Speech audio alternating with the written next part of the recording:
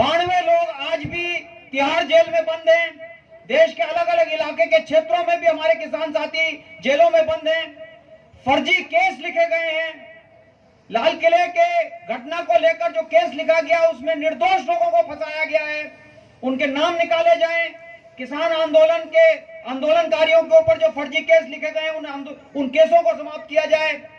और जो दिल्ली की सीमा पे दमन किया हुआ है, जो पत्रकारों के ऊपर केस लिखे हुए हैं, दमन किया गया है, जो हमारी बहादुर बेटिया को दिशा को जो आपने गिरफ्तार किया हुआ है केवल इसलिए क्योंकि उसने संघर्ष के नाम पर कुछ इंटरनेट पर, कुछ व्हाट्सएप पर कुछ संदेश दिए थे जिनको उसने टूल किट के नाम पर दिया था। उस टूल किट के नाम पर जो तुमने इन बहादुर नौजवानों को जेल में डाला हुआ है, इनको रिहा किया जाए, इनके ऊपर केस वापस किए जाएं। ये ज्ञापन जो है हर तहसील में हिंदुस्तान भर में दिया जाएगा परसों के दिन। इस बात को आप लोगों को नोट करना है और अपने संगठनों के माध्यम से ये ज्ञापन दिलाने हैं। हम सब आपकी बहादुरी की दाद देते हैं कि आपने इतना बहादुराना संघर्ष लिया है। हमें यह भी याद करना चाहिए कि उस बहादुर लड़की को जिसको बेंगलोर से उठा के लाया गया, उससे पूछा गया जमानत के बारे में, तो उसने कहा अगर किसानों के आंदोलन का समर्थन करने का यही फल देना चाहती है सरकार कि मुझे जेल में डाल दे, तो जेल ज्यादा अच्छी जगह है। 26 तारीख को हमारे इन मोर्चों के 3 महीने पूरे हो रहे हैं।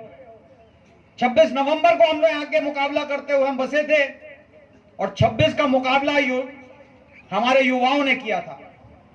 हमारे बुजुर्ग नेताओं ने सबने तय किया था कि हम हरियाणा पंजाब की सीमा पे बैठ जाएंगे, लेकिन हमारे नौजवानों को लगा कि हम दिल्ली आने गए थे, यहां सीमा पे बैठने नहीं आए थे।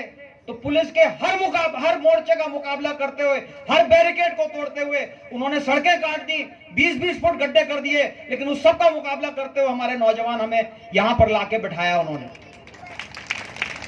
26 तारीख को यह मंच युवाओं के हवाले होगा। ये योजना आपके सामने होगी जो हमारे संगठन के युवा हैं, ताकि इस मंच पे बिल्कुल अनुशासन से कार्रवाई चले और तमाम युवा जो क्रांतिकारी हैं उनके बारे में बताया जाएगा। तमाम जो योद्धा रहे हैं हमारी आजादी के आंदोलन के और किसान आंदोलन के, उनके बारे में उस दिन आपको बताया जाएगा। 27 फरवरी को 2 महान लोगों की याद में हमें कार्यक्रम करना है। एक थे चंद्रशेखर आजाद, मैंने पहले भी मंच से उनके बारे में कुछ बताया था, 27 को फिर बताया जाएगा किस तरह से उन्होंने अंग्रेजों को भगाने के लिए एक सेना खड़ा करने की कोशिश की भगत सिंह के साथ मिलकर, और किस तरह से इलाहाबाद में उनकी शहादत हुई। उन्होंने संकल्प लिया था, उनका नाम आजाद है, उनकी मां का नाम भारत माता है। उन्होंने संकल्प लिया था कि गोरों की पुलिस से वो कभी नहीं पकड़े जाएंगे। तो 6 गोलियों में से 5 पुलिस पे चलाई और आखिरी जो है अपनी कनपट्टी पे दाग दी उनकी याद में। और कैसे उनका आंदोलन उस समय देश के अंदर चल रहे किसानों के आंदोलन उससे जुड़ा था, उसके बारे में साथी लोग आपको बताएंगे। 27 को ही संत रविदास का जन्मदिन है। संत रविदासों ने उत्पीड़ित तबकों के लिए संघर्ष किया, उनके अधिकारों के लिए संघर्ष किया, और उन्होंने जो कुछ कहा, जो कुछ उन्होंने बातें बताई, उनको याद करने की जगह आज उनकी पूरी याद केवल कुछ मंदिरों तक सीमित है। रैदास मंदिर होते हैं, वहां पे फूल चढ़ जाता है, उतनी बात समाप्त हो जाती है। हम समझते हैं कि हम जब लड़ रहे हैं तो हम अपने अधिकार के लिए लड़ रहे हैं, क्योंकि हम इस देश को खिलाते हैं, हम इस देश के अन्नदाता हैं। हम परजीवी नहीं हैं, हम श्रमजीवी हैं, हम मेहनत करने वाले लोग हैं। मोदी को बताना होगा हम तमाम श्रमजीवियों के अधिकारों के लिए लड़ते हैं। इसलिए हम संत रविदास और चंद्रशेखर आजाद दोनों को याद करते हुए 27 का दिन मनाएंगे। इसके आगे के कार्यक्रम 28 की बैठक में घोषित किए जाएंगे और आपको अगले दिन बताए जाएंगे। इस बीच बहुत सारी बड़ी बड़ी सभाओं की घोषणा की गई है। रुद्रपुर में 1 तारीख को है, मुरादाबाद में भी 27 को है, उसके अलावा बिलारी में, संभल में, तमाम जगहों पर बड़ी बड़ी सभाएं। मैं नाम नहीं ले रहा, कुछ भूल जाऊंगा तो साथियों को लगेगा कुछ का नाम लिया कुछ का नहीं लिया। बहुत बड़ी बड़ी सभाएं पूरे इलाके के अंदर हो रही हैं। हमारे साथी लोग गांव गांव के अंदर तैयारी कर रहे हैं। हमारी ऐसी भी योजना है कि तैयारी होगी तो दूर दराज के जिलों में दूर दराज के प्रांतों में इसी तरह के मोर्चे जो है बांधे जाएंगे, ताकि सरकार को ये ना लगे कि ये सिर्फ इस इलाके का संघर्ष है। किसान मजबूती से बैठकर संघर्ष करने को तैयार है पूरे देश में। तो ये ना समझें जो कहा जा रहा था अखबारों में कि मोर्चों पे संख्या कम होती जा रही है। मोर्चे बने रहेंगे। आसपास के इलाके के लोगों को संदेश दीजिए कि मोर्चों में बड़ी संख्या में आए। मोर्चों में विभिन्न तबके समाज के अपना अपना नेतृत्व करेंगे। 8 मार्च के दिन के लिए भी योजना बनेगी, अभी घोषणा नहीं की गई है, लेकिन 8 मार्च अंतर्राष्ट्रीय कामगार महिला दिवस है, तो जाहिर बात है हमारी महिलाएं उस दिन के आंदोलन का नेतृत्व करेंगी। जो जिस रूप में भी हम तय करेंगे, ये सारी बातें बताई जाए। और मैं बात समाप्त करने से पहले 2-3 बात दोहराना चाहता हूं। ये कानून, ठेका खेती कानून, इस कानून के अंदर लिखा हुआ है कि आपको कंपनी से, जब आप ठेका करेंगे तो कंपनी से लागत, खाद, बीज, कीटनाशक दवा, मशीन सब कंपनी से लेनी पड़ेगी। उसका पैसा कहां से आएगा? इस कानून में लिखा है कि एक अलग आपको अनुबंध करना पड़ेगा बैंकों से और कर्जदाता संस्थाओं से।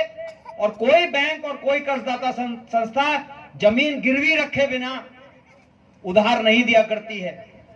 इसलिए जो मोदी जी कहते हैं कि जमीन नहीं जाएगी, झूठ बोल रहे हैं।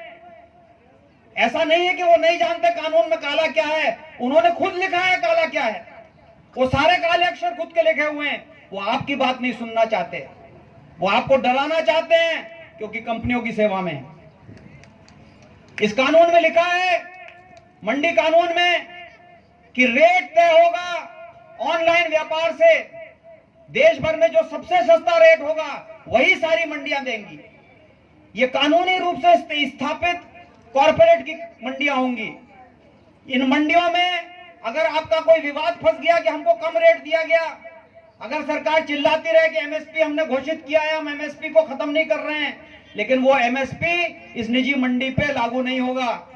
इस निजी मंडी के नियम, इसके व्यापार के नियम ये खुद तय करेगी। और आप विवाद लेके जाएंगे, चाहे सुप्रीम कोर्ट चले जाइए, तो इस कानून में लिखा हुआ है कि इस निजी मंडियों का, कारपोरेट मंडियों का नियम का जो विवाद होगा वो इनके निजी कानून से तय होगा, इनके निजी बनाए हुए नियमों से तय होगा। हिंदुस्तान का शेष नियम इन पे लागू नहीं होगा। इतना दुष्ट कानून है, इतना खराब कानून है।